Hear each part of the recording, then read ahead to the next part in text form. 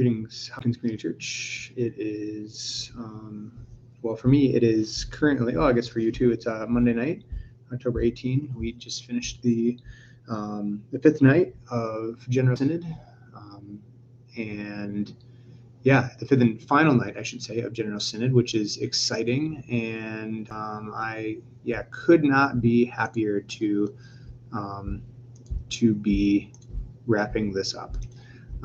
As I talk to you right now, I'm going to post on our Facebook group that I'm doing this. Let's see, is my final update from General Synod.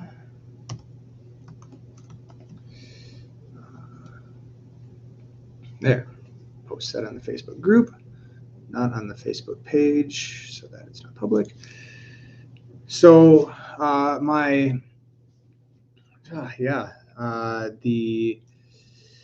let's see what's been going on. So Sunday, this is going to comprise two nights because Sunday we had an off day, as we pretty much had the whole day as a Sabbath day, which I was actually quite angry about because it meant that we would be here for a whole nother day, and I did not want to do that. I had no desire to, by any stretch of the imagination, be here another day, especially after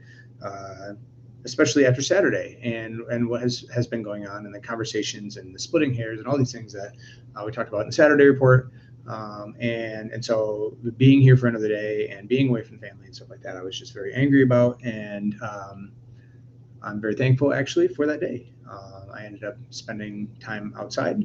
I spent time at the pool. I got to talk to some good friends and process a few things about what's going on and stuff. And it was actually very healthy and very helpful. And I'm very thankful for that. You know, I'm also very thankful for is Pastor Caleb, Pastor Jim, and Faith, and the worship team, and Jason, and all the people that made Sunday worship happen.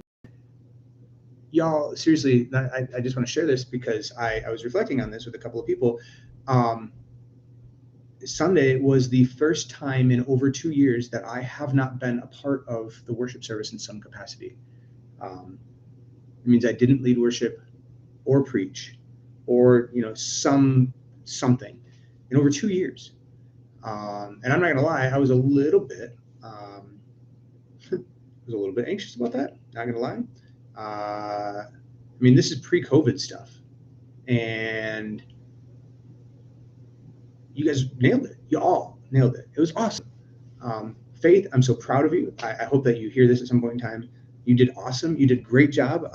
And I'm just so incredibly thankful for the way that you've stepped into leadership. Jim, great message.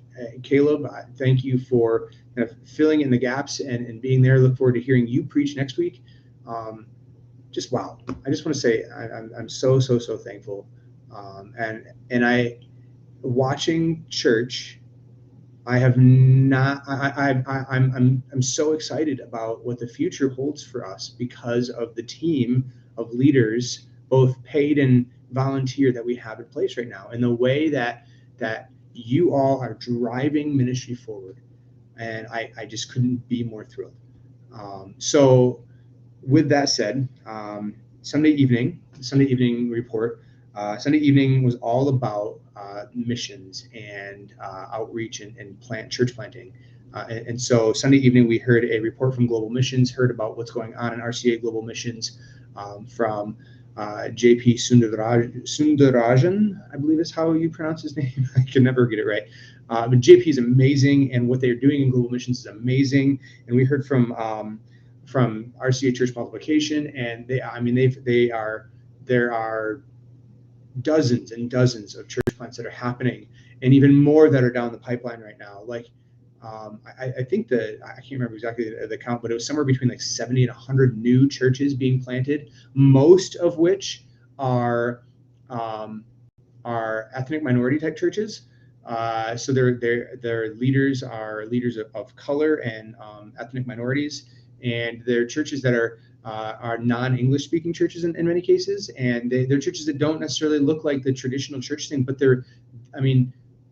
hundreds and thousands of people are coming to Jesus Christ because of these things. And that right there, That's amazing. And regardless of all of the other things that are going on in the RCA right now, that is so cool. And I was just, man, Sunday was just an encouraging day, and I'm very thankful. I'm very thankful. I haven't had a day where I just stopped and was quiet. And man, I miss my family, but that was a good day for me, and I needed it. So, and then today happened, and I'm not going to say that today ruined Sunday. Sundays was good in its own right, but today was a different day. We started today at 8 o'clock with worship, as we do and as we should do always, and then we we got a bunch of reports, and a bunch of those reports really had to do with just the finances of the RCA, and where they get their financing and how they get their financing. And we heard from the Church Growth Fund, which was a really good thing. And the Church Growth Fund, one of the things that happened in there is the Church Growth Fund amended its bylaws to allow for churches that are leaving the RCA, and any churches actually that are have been in the RCA in the past can still work with the Church Growth Fund, which is a big deal, particularly for churches in our area, and churches that are considering leaving, that their loans are no longer a reason that they are forced to stay, or they're forced to repay them in some way, shape, or form. So it's probably a minor detail on the grand scheme of things, but a good thing. And then we started going through new business and overtures and things like that. And we do vice president and president nominations and elections and things like that for the next General Synod president. And there's just a bunch of stuff that probably doesn't even need to be mentioned, but it happens. And so we today, Saturday was the big conversation about Vision 2020, and I reflected on it in a previous video, and I'm still kind of like I just don't know what to. We decided to do something, but what we decided to do was something that will essentially be a 2-ish, maybe 3-year process of having a committee, figuring out what we're going to do, and then they're going to bring back stuff that are recommended, which will then get proposed in 2024, have to go back to the classes, and then come back in 2025. And assuming that all that stuff passes, it won't probably go into effect until 2026. So at best case scenario, the RCA decided to do something and implement it in 2026, 2025, 2026. So we did decide to do something. And then it talks about reorganizing and all this stuff. We have no idea what we're going to do. And we know that it's going to take 5 years to make it happen. And we also, like I said, we created a pathway out for those who want to leave the RCA. Today, we did this thing called Overtures and New Business, which essentially every class is allowed, or every class is churches, regional synods are allowed to send an overture, which is essentially a letter asking the General Synod to consider blank, whatever that is. And there were 11 overtures that were sent to the General Synod by various classes, with just a whole bunch of things. Some things that I would consider to be somewhat ridiculous or superfluous and unnecessary, like studying how we keep records and things like that.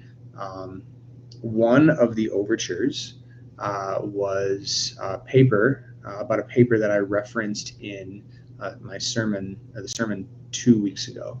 And this is the paper that actually says in it, the Bible is not sufficient for determining. Essentially, what it says is the Bible is not sufficient for determining a modern sexual ethic, which is a really big deal because it's a theological paper that's saying that the Bible is not sufficient for determining things, which is, in my opinion, completely contrary to the RCA, particularly the standards. The Belgian Confession says the Bible is sufficient for all that we need regarding faith and life. So those two things pretty much stand in contrast to each other.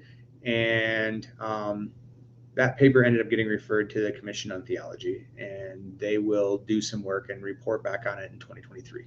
So it's out there, and yeah, that the paper, in one sense, the paper is actually quite helpful for me because it helped me to understand how those who are thinking along a more progressive theological mindset get there.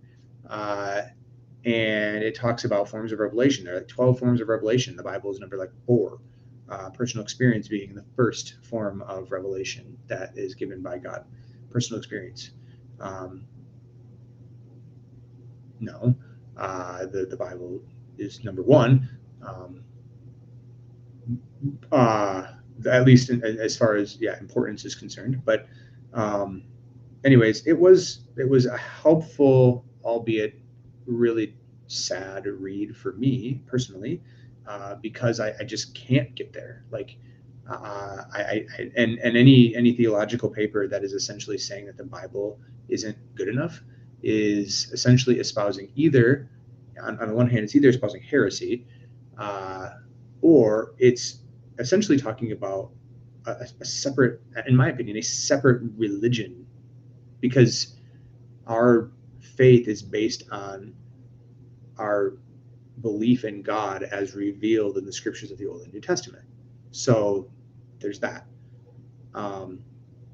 Anyways, it was referred to the Commission on Theology. I was not in favor of that.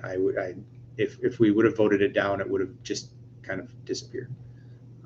But the will of the synod, and so maybe there will be some learning that comes out of that. The Commission on Theology will read this paper, and there will be a strong, I hope, a strong rebuke of what came from this paper.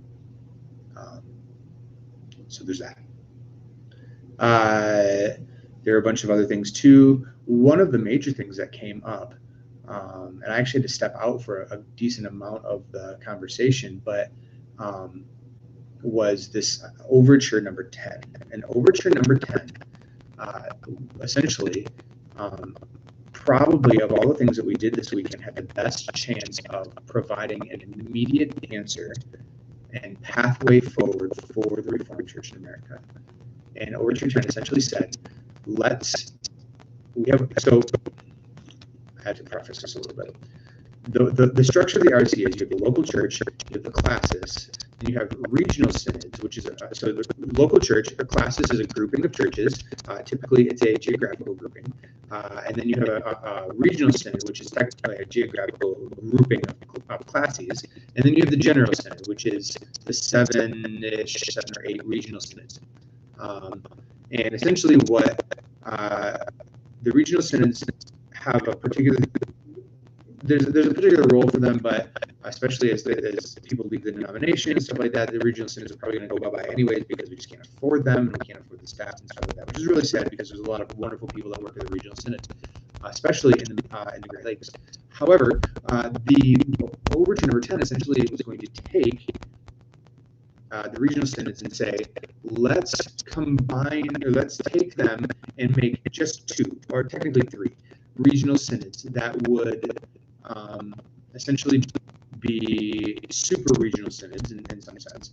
There would be one regional synod that would be more progressive theologically, and then there'd be one that is more conservative theologically, and then there's Canada, because we can't do anything with Canada because of Canada's rules and laws.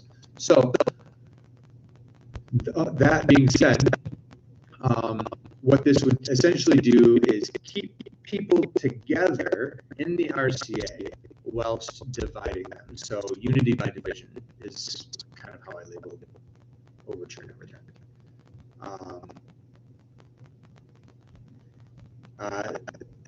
But here's the deal. We already in General Synod have agreed on Vision 2020 recommendation number 1, which is to form a committee, a group of people, to explore and study and figure out a way of restructuring the RCA and a way forward for the RCA. And then we brought up overture number 10, which essentially told them how they were going to do that and was going to essentially enact it immediately because of the way that General Synod functions. General Synod has the power to rearrange and reorganize regional synods. So it could have been like a right away kind of thing. At the end of the day, I was actually against this. I came in, I know the people that wrote this. I trust the people that wrote this. I love the people that wrote this. They're very wonderful people. They were part of the group of people that supported me through seminary. And at the end of the day, I couldn't get there. For one, because we had already decided something. We'd already decided to do something.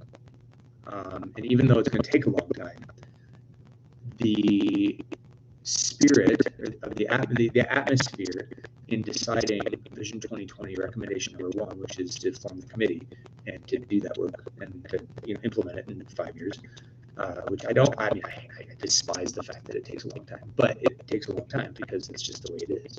You don't snap your fingers and have to remodel your house. You do it over time. The same is true here.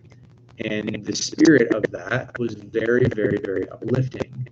And then to go into this overture thing, it was like it almost felt like hamstringing that decision. Like we were trying to push something through. And while it provided the most immediate fix, I'm not so sure that it was the best fix.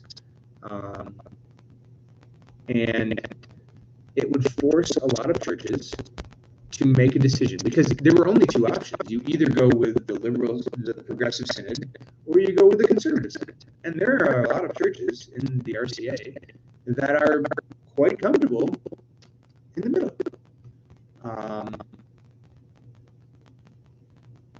All commentary to that aside, it didn't provide, there was no provision for that. And it still kept us together. I mean, there would still be, we would still be paying dues to a denomination that essentially allowed for the ordination and marriage of same-sex individuals and all of the other gender kind of combination stuff that is emerging as well. And so there's like, and ultimately it actually, the goal is to keep people in the RCA, right? That's ultimately the goal. That's the purpose of General Synod, is to exist and to continue to exist and to do the best thing for the RCA. So, right, anything that can be done to keep people in the RCA that's what people are going to try to do. But the reality is that Overture 10 essentially just muddied the water for those who are kind of like, we're either going to go conservative and leave, or the RCA is going to go conservative and we'll stay. They're part of the RCA would go conservative at that point in time, and then people would have to decide how comfortable they are in this sort of pseudo middle ground kind of thing. And essentially what it was trying to do was to take what is already happening in reality, which is that there is a divide that's taking place, and just keeping that divide under the same tent.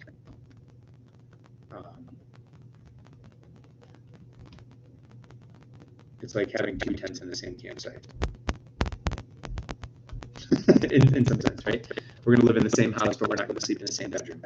I don't know. I mean, there's so many analogies to it that you can add, but the simple reality is trying to maintain some sense of unity and in the RCA in particular, whilst dividing. And at the end of the day, the question was called before I was going to get up and say something. I actually got up and then they called the question anyways, so I didn't have a chance to. But at some point in time, I just really felt like God was saying, we just need to get out of each other's way. We need to let what needs to happen happen. You know, in Scripture, often,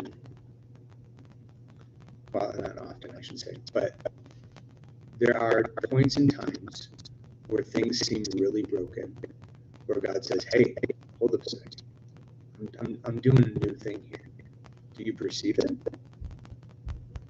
And far too often it feels like we are so focused on what's broken that we aren't looking up and trying and actually trying to perceive and look to the new thing that God is doing. You know, Jesus says, "Unless a kernel of wheat," good grief. I have people above me tonight, and they're quite heavy walkers, we'll say. Anyways, Jesus says, "Unless a kernel of wheat falls to the ground and dies, it can't produce new fruit." And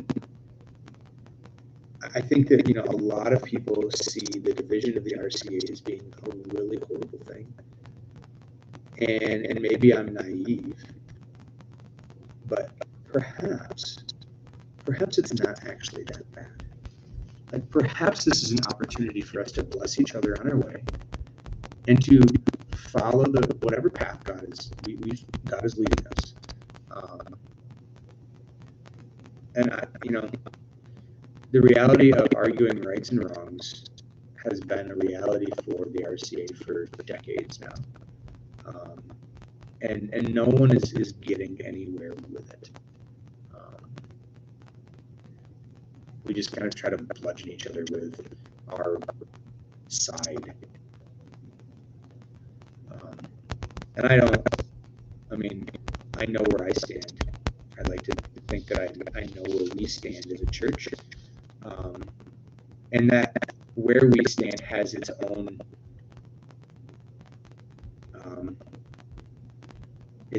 sort of struggles and issues.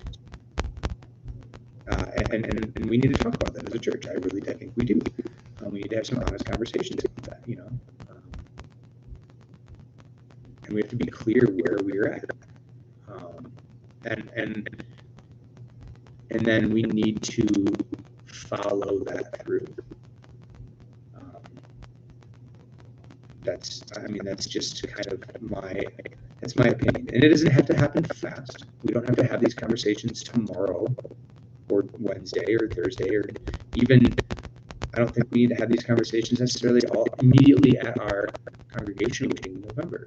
But we do need to have them, and we need to have them in the near future, because things are changing, and I guess I don't know if, we need to have these conversations, and we will, because, you know, you've called me, the consistory is called to lead the church, and so as a consistory, we will determine the best way to do that, and then have those conversations. And I don't know where I was going with that, but I just think that for us and for this issue within the RCA, it's time to just decide where we are, and then, like we said, we hold up who we are. We are Hopkins Community Church. This is our statement of faith. This is what we believe the Bible says, and we hold up where the RCA is at. The RCA has decided not to decide. That is a fact. The RCA has decided that they are not going to make a definitive constitutional statement on the subject of human sexuality, and that decision, or that lack of decision, or the decision to not decide, is a decision in and of itself. A decision to not act is an action, and so we as a church need to decide at this point now: are we okay with that? And if we're okay with that, that means living in the middle. It means we can hold up our ideals, we can hold up what we believe, and we can still remain in a denomination that doesn't necessarily universally hold up those beliefs. And that's okay. Or we need to decide that that's not okay, and that we can't be in that denomination.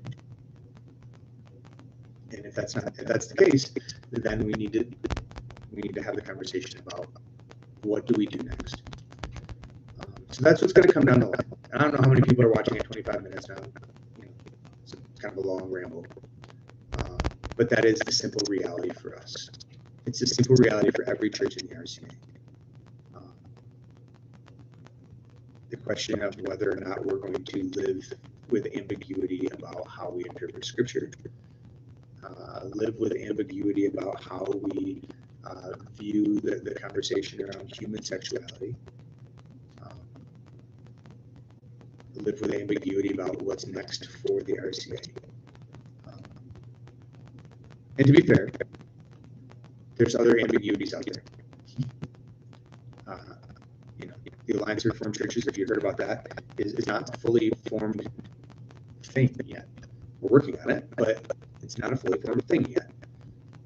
And there are other denominations that could very readily be viable solutions.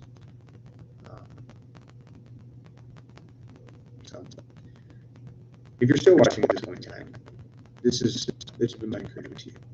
Pray. Consistory's meeting a week from tonight. And we have some conversations to have. We as a congregation are doing our annual congregation meeting on November 14th. And we will likely have at least a very short update about this. Our classes, leadership team is meeting a week from tomorrow. And then we have a special classes like debriefing session coming up on November 16th, I think. And we will talk about what comes next. And there will be a report. I don't know if I have to give it or not, actually, but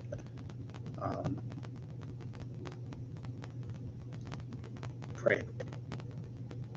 Because it would have been a lot easier. It would have been a lot easier to have a very definitive position on human sexuality. But the RCA is not going to do that. At least not now. But it will eventually. And what that looks like is anybody's guess at this point. So. Anyways, I'm looking forward to coming home. I miss my family. I miss my kids. I miss my wife. I'm very thankful for all of you who have been praying for us, praying for me. I'm very thankful for those of you who have reached out to support Bethany and just checking on her. I miss you, my church family. I've talked to a lot of pastors this week who feel like a pastor at their church.